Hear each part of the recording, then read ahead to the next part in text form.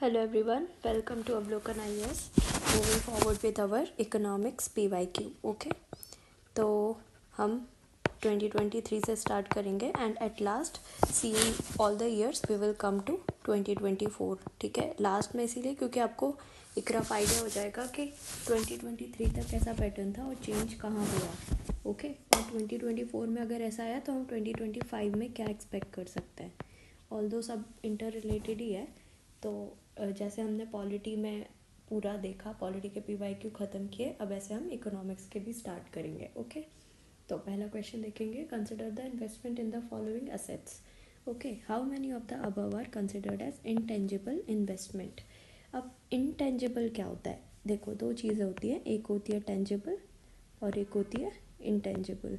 Okay तो intangible मतलब होती है जिसको जो फिजिकल ना हो, ठीक है, जिसको टच ना किया जा सके, दैट इज़ इंटेंजिबल. ओके तो जैसे फीलिंग्स आर इंटेंजिबल, ठीक है, ऐसे. तो brand recognition of course intangible है.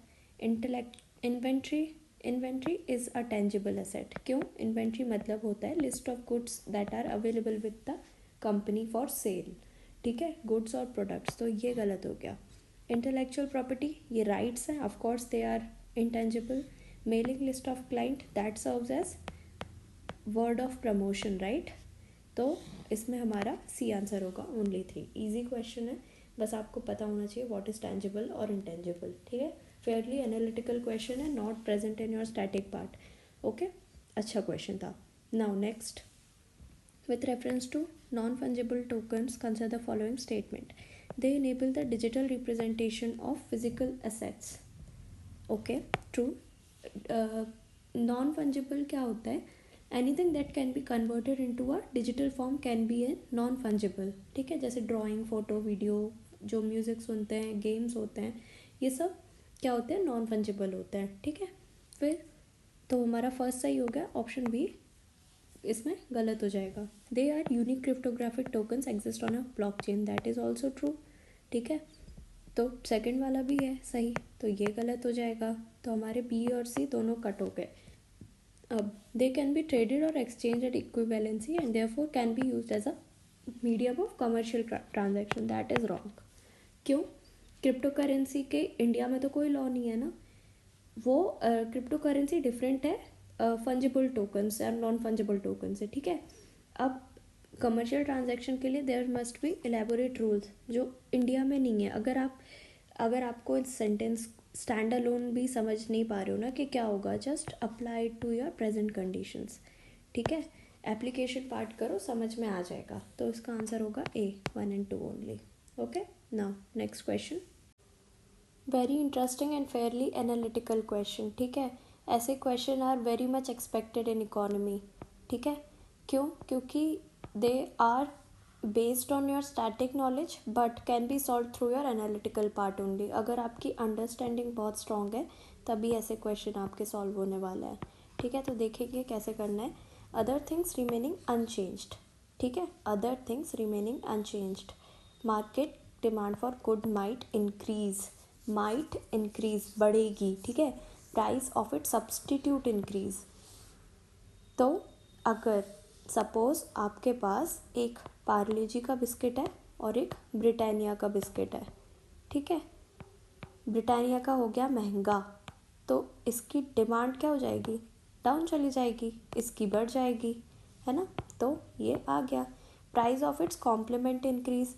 अब ब्रेड है, और चलो ब्रेड बटर नहीं, कुछ लोग तो ब्रेड ऐसे भी खा लेते हैं. शूज़ है और सॉक्स है. ठीक है, अब क्या हुआ, सॉक्स की वैल्यू बहुत ज़्यादा बढ़ गई. ठीक है, बहुत ज़्यादा, तो आप शूज़ नहीं पहन पाओगे ना. फॉर्मल शूज़ है, बिना उसके कैसे पहनोगे सॉक्स के. तो price of its complement increases, तो डिमांड कम हो जाएगी. ठीक है, बढ़ेगी नहीं, कम हो जाएगी. फिर the good is an inferior good and the income of the consumer increases. Of course that is wrong. ठीक है, कंज्यूमर गुड है, कंज्यूमर की इनकम बढ़ेगी तो वो अच्छे गुड्स पे सब वो होगा, मूव होगा. ठीक है, अब इन्फीरियर गुड है तो डिमांड कम ही होगी इसकी. Then its price falls, that is very easily understandable. तो पहला तो हम पहले ही कर देते, ठीक है। सेकंड गलत है, देन थर्ड गलत है, तो आंसर क्या आया, ए आया। ठीक है, इजी क्वेश्चन था, दिखने का थोड़ा सा थोड़ा सा टफ है, but it's overall easy question. ठीक है, the money multiplier in an economy increases with which one of the following. ठीक है, मनी मल्टीप्लायर कैसे बढ़ेगा इकोनॉमी में, मनी मल्टीप्लायर, इन्वेस्टमेंट मल्टीप्लायर, ठीक है, ये सब हमें पढ़ के जाना है। ओके, मनी मल्टीप्लायर यहाँ पे मैं लिख देती हूँ, ये सब हमें पढ़ के जाना है कि क्या होता है, कैसे वर्क करता है। ओके, तो money multiplier increases when increase in cash reserve ratio in the bank, ऐसा तो नहीं होगा, है ना। Increase in SLR, of course नहीं होगा। Increasing in banking habits, of course यहाँ this is the answer. Increase in population, ज़रूरी नहीं है कि इंक्रीज हो। ठीक है, बैंकिंग हैबिट बढ़ेगी तो लोगों का क्या बढ़ेगा, लोगों का हाई पावर्ड मनी जो होता है ना, रिजर्व मनी, वो बढ़ेगी। और हाई पावर्ड मनी और रिजर्व मनी वो क्या क्रिएट करती है, they form monetary base. Okay, monetary base बढ़ेगा तो इन्वेस्टमेंट बढ़ेगा, इन्वेस्टमेंट बढ़ेगा तो मॉनेटरी बेस बढ़ेगा तो सेविंग्स बढ़ेगा, सेविंग्स बढ़ेगा तो इन्वेस्टमेंट बढ़ेगा, और ऐसे क्या होगी, GDP ग्रोथ होगी। ठीक है, ओवरऑल सब इंटरकनेक्टेड है, बस आपके जो बेसिक कंसेप्ट्स हैं वो सही होने चाहिए। Okay, now next question, which among the following steps is most likely to be taken at the time of an economic recession? recession चल रहा है, ठीक है, तो क्या स्टेप लिया जाएगा, क्वेश्चन इज दैट। बहुत एनालिटिकल क्वेश्चन है सारे, ठीक है, बेसिक है, एकदम बेसिक है, कोई बहुत ज्यादा टफ नहीं पूछ रहा है। 2023 का पेपर जहां पर बोला था इतने टफ क्वेश्चन, इतने टफ क्वेश्चन, उसमें भी इतने टफ क्वेश्चन नहीं पूछे इकोनॉमिक्स से।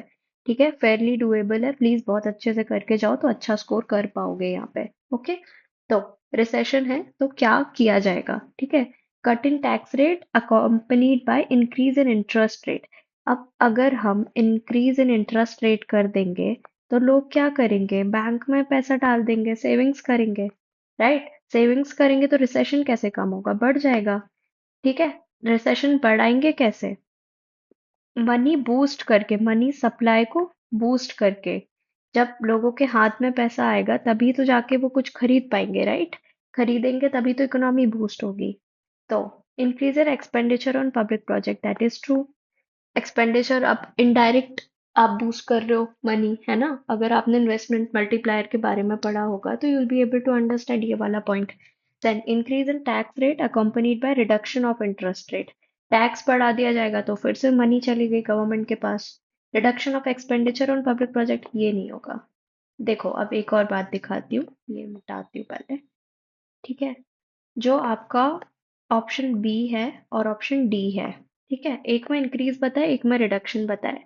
तो अगर worst of the worst case scenario बता रही हूँ, प्लीज इसको कोई ट्रिक ब्रिक समझ के आंख बंद करके मत कर देना, ठीक। पर अगर ऐसा आया, ऑपोजिट स्टेटमेंट्स आते हैं तो इन दोनों में से कोई एक ही सही होगा। ठीक है, आप 50-50 पे तो आ ही जाओगे अगर ऑपोजिट स्टेटमेंट आ रहे हैं आपके ऑप्शंस में। तो आप पहले के भी क्वेश्चन देखोगे ना, कहीं आएगा तो मैं आपको दोबारा इसका एग्जांपल दूंगी, बहुत एनालाइज करोगे तब समझ में आएगा कि जब ऑपोजिट स्टेटमेंट आते हैं उन दोनों में से कोई एक आंसर होता है हमेशा। ठीक है, ये बात याद रखना, but use this on your own risk. ठीक है, जब आपको कुछ ना आ रहा हो तब यूज करो इसको। ठीक है, now next question is the last question of the day, that is, the weightage of food in consumer price index is higher than in wholesale price index। फिर सेकंड ऑप्शन क्या है, the WPI does not capture changes in price of services which the CPI does। second is right, that I am very sure of। ठीक है, third देखते हैं, reserve bank of India has now adopted WPI as its key measure to inflation and decide on changing the key policy rate। that is absolutely wrong, ऐसा नहीं होता। अगर WPI पहले होता था 2014 में, 2014 तक, है ना, WPI होता था। उसके बाद एक कमेटी बनी थी, कौन सी, उर्जित पटेल कमेटी। ठीक है, और उन्होंने बोला था कि CPI को लो WPI की जगह। ठीक है, तो इसीलिए आपको एक आंसर, एक स्टेटमेंट से इतना सारा इंफॉर्मेशन मिल गया। ठीक है, 2014 के पहले तक WPI होता था, 2014 के बाद it was changed and now it has change to CPI। तो थर्ड गलत है ऑप्शन। ठीक है, सेकंड सही है। फर्स्ट फिर से देखते हैं, the weightage of food in consumer price index is higher than in wholesale price index. Weightage of food, इसको ढंग से देख लेना, लोगों को बहुत कंफ्यूजन होती है। ठीक है, but it is true, the statement is true. ठीक है, 24%, 24% WPI में होता है और 46% जो होता है वो CPI में होता है फूड का। और बाकी कितना परसेंट कैसा एलोकेशन है वो देख लेना अपने हिसाब से। ओके, तो चलो, that was it for today. I hope आपको सेशन पसंद आया होगा। You can write your views in the comment section below. ऐसे ही हम थोड़े थोड़े करके सारे PYQs कवर करेंगे इकोनॉमी के, जैसे हमने पॉलिटी के किए। Okay, thank you and have a very good day.